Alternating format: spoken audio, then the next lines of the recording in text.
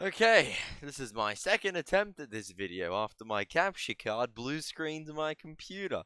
So, what we're going to cover here is a very advanced strat. This is the hardest version of Snivelak that you can do in this game. Now, regardless if it's straight NG plus or if it's no IMG, like it doesn't matter if you're doing swing shot storage going that way or if you're doing the no IMG route going around that way. It doesn't matter. No matter what, they end up at the same point, and the boss setup itself is the exact same. The only thing that I need to mention before actually, like before the boss itself, is when you're charging along this bridge at some point, like here, for example, regardless if you're doing proxy, you're going up to the left there and doing proxy, or if you're doing this insta-clip, which I've just missed, pretend I hit it, you need to put the shield on. Because you're not going to get a chance during the boss fight itself to actually put the shield on, and it needs to be on to boost the damage with poking. It's one of the big things that does a lot of damage. And with that said, the second thing I want to mention is you should definitely download the practice codes with a free McBoot memory card, because that's going to make this a godsend to learn. Like, learning this without free McBoot practice codes is such a pain, because when you hit the cutscene normally, and then if I was to die normally, this guy would respawn in a different spot. And you wouldn't be able to do it out of the cutscene spawn. And there's a million reasons that make this inconsistent for normal use. Also, the infinite ammo and all the other stuff in save position, they're all really nice. So yeah, as you can see, with practice codes, I can kill myself, load back again, and hit the cutscene again, because that's what the practice codes are made for. They were literally made for the sake of learning and practicing this strategy. So that out of the way, get the practice codes, and let's get to the actual fight itself. So, with the fight, as I said, he spawns in a different spot physically originally to where he actually does after the cutscene. So after the cutscene, every time without fail... Whoa, what is the ground doing? He will spawn behind that wall, and then, like, break it and keep walking. Now, based on where you are, and where I think your camera is, it will change what the boss does. So, for example, if I hit this cutscene right now, and if I was to go over to this pad, or charge this way a bit, he would follow me this way. As you can see, and if I was to go over this way, he would follow me this way. Now, as you can see, when he walks through those bridges, they break. So, later, that's going to be relevant, because when we're trying to get him stuck on the bridge, it's important that he doesn't take a step. Because if he takes a step, the bridge breaks. And as you can see there, that is the exact cause. Him stepping is what breaks that bridge. So yeah. Make sure your shield is on when you hit the cutscene. And the next thing you need to do is make sure you go straight into the setup. Because as I showed you before, the way he moves, it's 100% consistent. I say 100%. It's like 90% consistent. I don't know. Sometimes it varies a little bit. And frankly, I don't know either. Alright, it's just gonna kill some runs sometimes. It kind of sucks, but, oh well.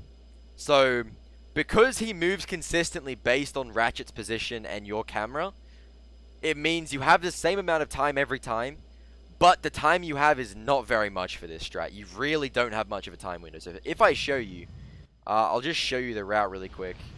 Oh, I messed it up. See, that would be a run dead. If you bonk there, your run is dead, because he is going to break the bridge because of the timings. Like, you cannot mess any of this up. This movement needs to work. I've had it work occasionally when I've made mistakes, but the timing window is very, very slim. So yeah, set it up, do the proxy, and then imagine I hit that, but like, Frank, I'm really rusty right now, so I'm sorry if it takes me a few attempts. I am super rusty at this game right now. But yeah. As I'm saying, like, he moves every time, and so you need to make sure you're moving as quick as you can. You need to minimize your setup time, because if you take setup, you will die, essentially. Like, if I was to go here, and then if I was to hit L1, set that up, and then jump across, and then set that up as well, like I did, turn around, set that up, you see, he breaks the bridge, because he's fallen down. He's fallen directly into the bridge. It's broken. That's what happens. That was me moving about a second slower than what I need to. That's only 1 second out. And yet it's enough for him to break the bridge. So, I can't stress enough, you need to move as quick as you can. And setup list is kind of essential.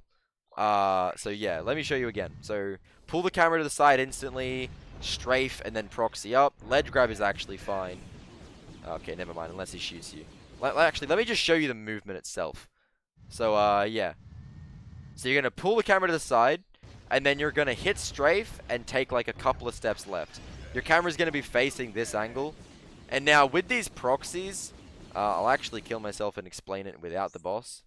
So these walls all behave a little differently than most proxies. You'll notice as you bonk on them, right?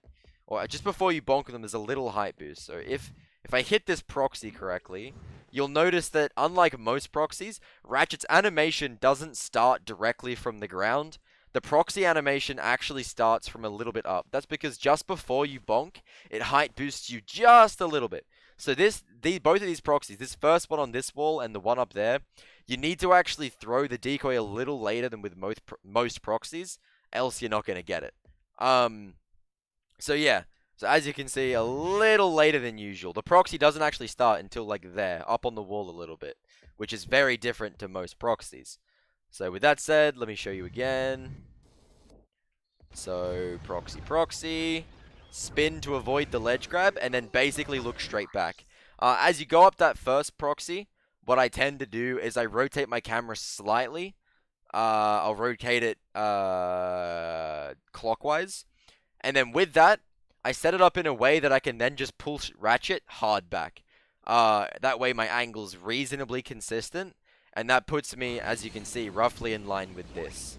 I'm going to save pause up here, actually, so I can explain this proxy without the boss killing me. So yeah, once you get up here, it's, again, really important that you move quickly. If you land like here, you need some momentum storage out of your hyperstrike. So for example, hyperstrike and then side flip up here.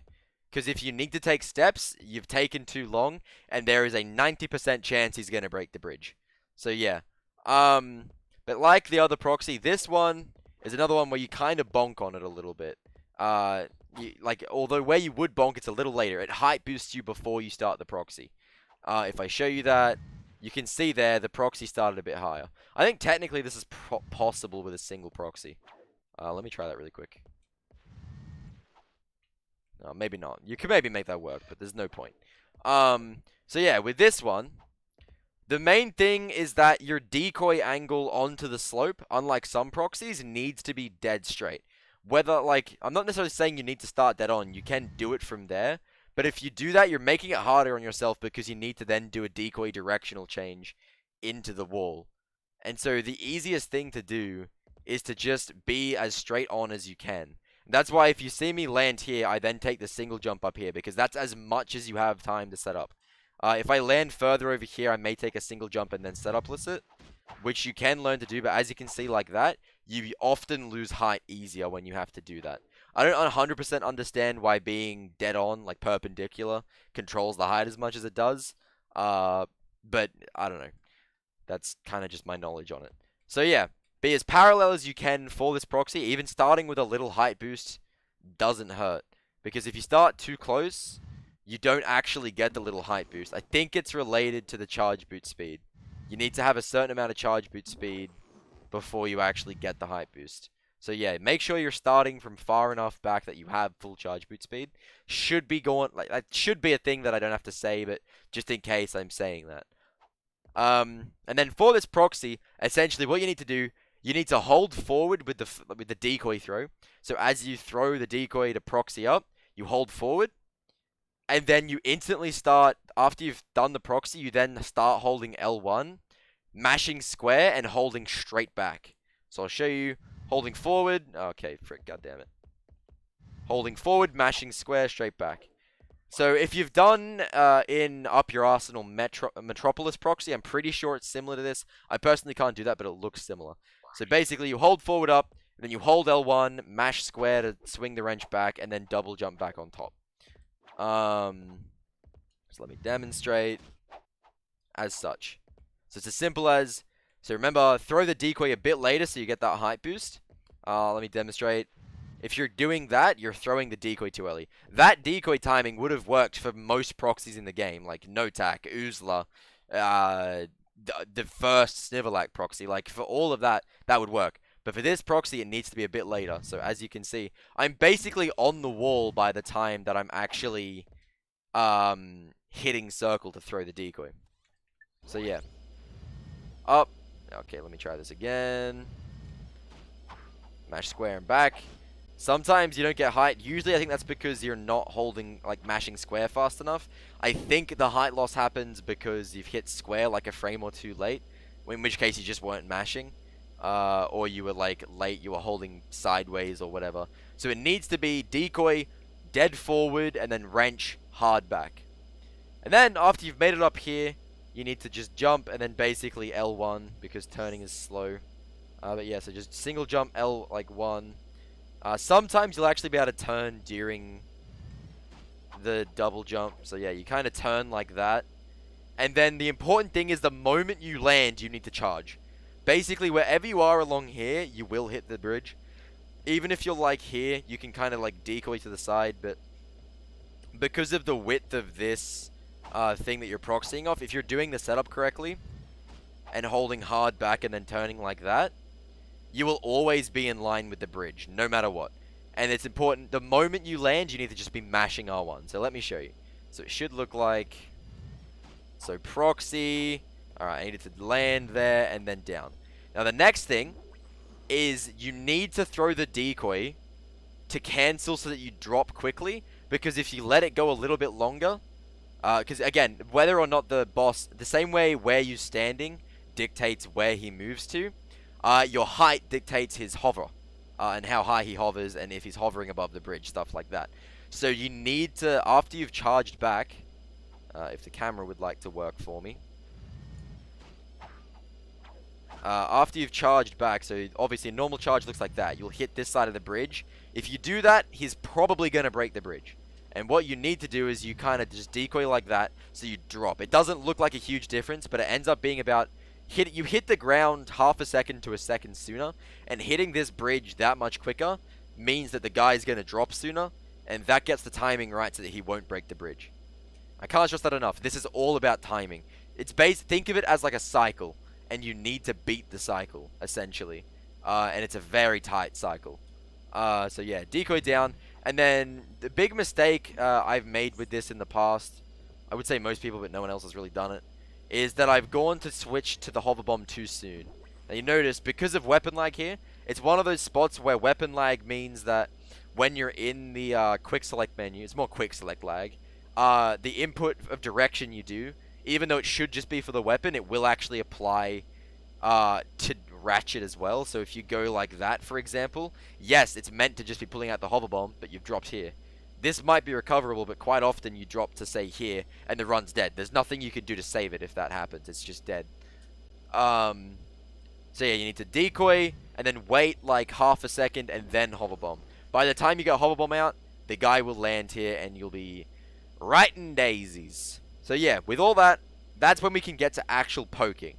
So yeah, the actual poking of the boss is its own beast. And I'm going to cover that separately because it doesn't really apply. So I hope that proxy movement and like all of that makes a bit more sense. I know it's quite a long video. It's quite in depth, but there's so much stuff that you really need to stress.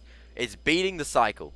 That's all it is. Think of it as a cycle that you need to beat, and every half second you spend setting up, and not even full second, I mean just literally every half second that you're setting up is time that you're wasting in the cycle, and you may just miss it if you're too slow.